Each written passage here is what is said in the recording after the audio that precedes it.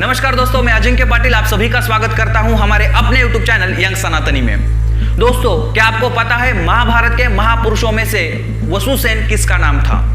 यदि नहीं पता तो यह वीडियो अंत तक देखिए। दोस्तों, हम हमारे यंग सनातनी YouTube चैनल पर महाभारत से जुड़े कई सारे सवाल, उन सवालों के पीछे जो रोचक जानकारी है वह जानकारी हम आपको देते आ रहे हैं। इसलिए हमारे YouTube चैनल को सब्सक्राइब कीजिए और ज्यादा से ज्यादा हिंदू भाइयों तक पहुंचाइए। दोस्तों, हम हर रोज 7 बजे हमारी वीडियो YouTube पर अपलोड करते हैं।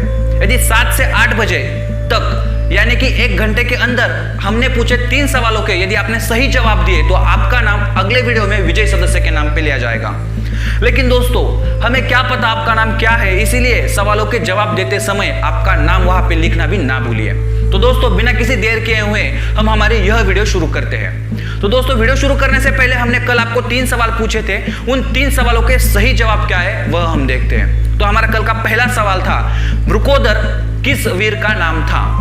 तो दोस्तों, वृकोदर भीम का नाम था, क्योंकि भीम के पेट में वृक नामक अग्नि थी, जिस अग्नि से वो कुछ भी खाता, कितना भी खाता तो वह हजम हो जाता था।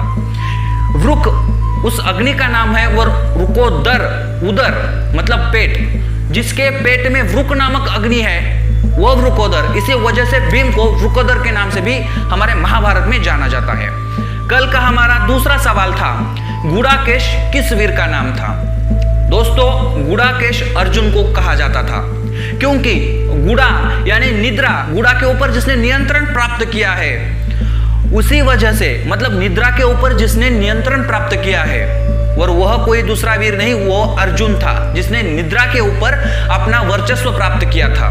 इसी वजह से अर्जुन को गुड़ाकेश इस नाम से भी जाना जाता है। दोस्तों, हमारा कल का तीसरा सवाल था, दामोदर किसको कहा जाता है?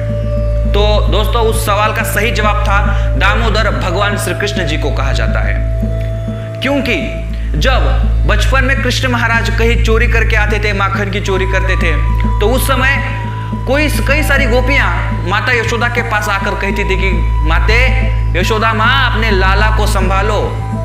तब बड़े गुस्से में आकर एक बार यशोदा मैया ने द्वारकाधीश श्री कृष्ण बाल लाला को एक उखल के साथ बांधने की कोशिश की। उस समय उन्होंने एक रस्सी का प्रयोग किया, और रस्सी को संस्कृत में दाम कहते हैं, जैसे मराठी में दावा कहते हैं। और दाम से उन्हें बांधने की कोशिश की, उनके पेट को लेके उन्होंने रस्सी बांधी थी। इसी वजह से उस समय से भगवान श्री कृष्ण जी को दामोदर मतलब रस्सी से उनके उदर को माता यशोदा माता ने बांधा था। इसी वजह से उनको दामोदर यह नाम प्राप्त हुआ था, और उसी समय से दामोदर इस नाम से भगवान श्री कृष्ण जी हमारे पूरे भारतवर्ष में जाने जाते हैं। दोस्तों, कल के 3 सवाल थे और 3 सवालों के सही जवाब देने वाले कल के विजयी सदस्य हैं ये।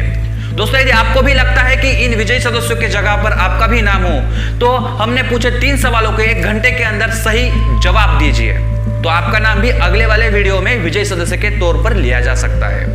दोस्तों, तो चलो बिना किसी देर के हुए हम आज के सवाल क्या है वह आपको पूछते हैं। दोस्तों, आज का आपका पहला सवाल है, संकर्षण किस वीर का नाम था?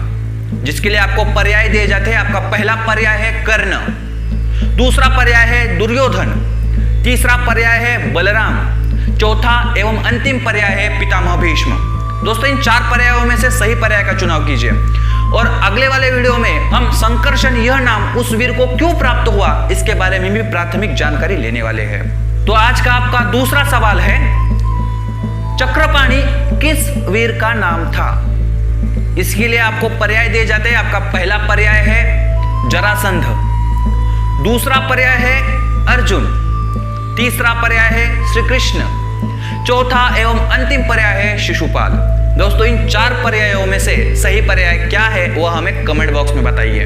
तो दोस्तों, आज का आपका तीसरा एवं अंतिम सवाल, वसुसेन किस वीर का नाम था?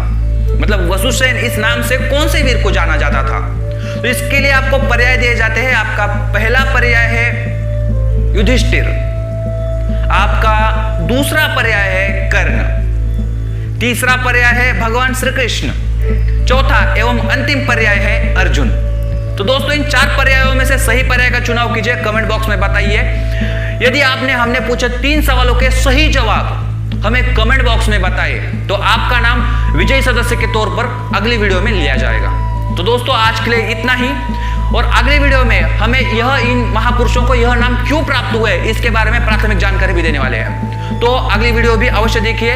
यदि अब तक आपने हमारी पिछली वाली वीडियो नहीं देखी तो वह भी देखिए, क्योंकि उसमें भी महाभारत से जुड़े कई सारे महत्वपूर्ण जानकारी हमने आपको दी है।